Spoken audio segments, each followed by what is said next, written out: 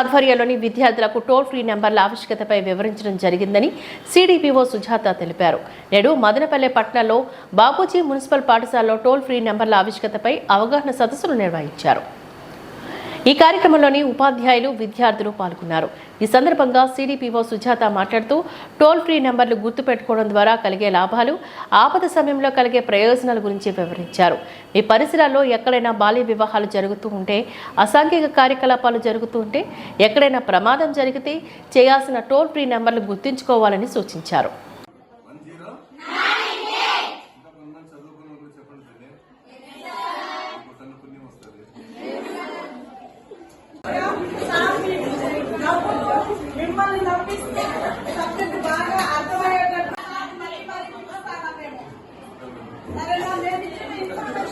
కార్యక్రమాన్ని జూలై నుంచి మేము జరుపుతా ఉన్నాము. అందులో భాగంగా ఈ రోజు బాపూజీ హై స్కూల్ నందు కూడా నిర్వహించడం జరిగింది.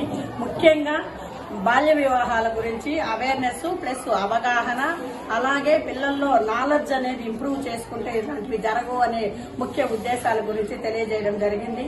అలాగే వాళ్ళ వ్యక్తిగత పరిశుభ్రత గురించి, మెన్స్ట్రువల్ పీరియడ్ లో వాళ్ళకు వచ్చే సమస్యల గురించి, అలాగే శానిటరీ నాప్కిన్స్ ఏ విధంగా యూజ్ చేయాలి అనే వాటి విషయాల గురించి కూడా తెలియజేయడం జరిగింది.